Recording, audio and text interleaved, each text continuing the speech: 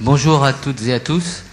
Merci d'être là. Vous avez déjà l'habitude, à chaque rencontre, on prend un peu de temps convivial, ce qui fait qu'on reporte un petit peu le début de nos réunions. Ça fait partie d'une tradition. Donc on ne déroge pas sur les grands principes. Nous avons pris, non pas du retard, mais de l'avance dans les discussions avec les unes et les autres. En tous les cas, merci d'être là.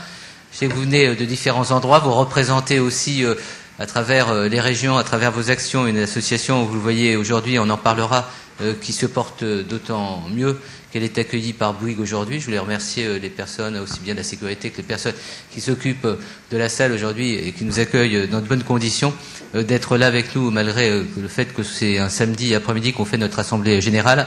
Ça me permet également de rendre hommage à la personnalité qui nous a permis finalement de nous retrouver aussi régulièrement à Bouygues, qui était notre vice-président, Philippe Châtelard.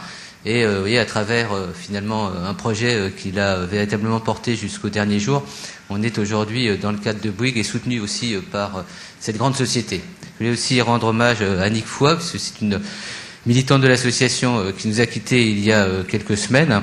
Bref, c'est aussi rendre hommage, on l'avait dit, à toutes les personnes qui, hier et puis dans les années qui précèdent, nous ont quittés et sont toujours présentes dans la vie d'association à travers ne serait-ce que ceux qui militent avec nous, qui sont nos bénévoles. Vous verrez que le programme de cette Assemblée générale est un programme un peu plus riche que d'habitude.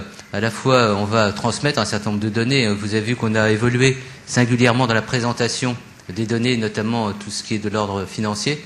Parce que grâce vraiment, et je rends hommage à Marie-France, à Yves, puis à l'équipe, à ses côtés, notamment tous les gens qui dans le domaine de la compétence, en expertise comptable, en commissaire aux comptes, nous a accompagnés dans cette démarche. Enfin, l'association est donc reconnue dans le cadre du comité de la charte, ce qui est une avancée tout à fait importante, et j'imagine que Marie-France elle nous donnera quelques éléments, mais peu de grandes associations font aujourd'hui partie du comité de la charte, qui est un comité de charte de déontologie extrêmement strict, rigoureux. La procédure a duré quelques années pour arriver à être inclus dans cette espèce de club bien particulier qui à la fois donne une légitimité importante à l'association, mais également l'engage à beaucoup de rigueur dans la production de ses comptes et dans sa gestion au quotidien. Rappelez, quand on a pris la présidente de l'association, quand vous nous avez fait cette confiance il y a quelques années, on parlait de gouvernance, on parlait de démocratie associative, tout ça n'est pas en termes de mots, c'est maintenant des réalisations. Alors, si notre vice-président Bernard Pistre m'autorise à le faire, je vais demander à mon autre vice-président, et c'est la richesse de l'association que d'avoir deux vice-présidents de qualité, chacun avec ses compétences, mais Gérard Beneteau, qui est toujours le grand diplomate, conseiller hors pair, j'aimerais bien qu'il soit à mes côtés, parce que chaque fois que j'ai besoin de renseignements sur un aspect extrêmement précis, notamment au niveau du règlement intérieur, c'est un homme de bon conseil. Donc tu me donnes cette autorisation. Vous êtes deux à travers une personne. Juste pour insister, bonjour à tous, pour insister sur cette importance que l'on accorde à cet agrément du comité de la charte.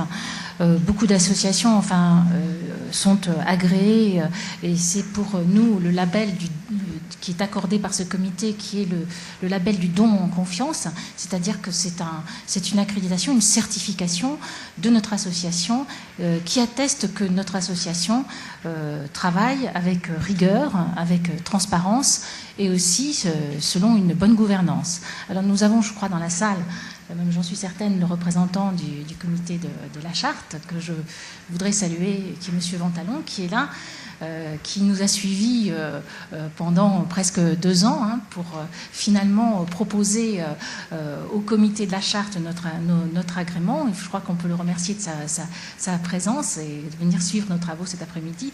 Mais je voudrais vraiment insister sur cette importance qu'il y a pour nous d'être agréés, remercier toutes les équipes qui nous ont accompagnés dans ça.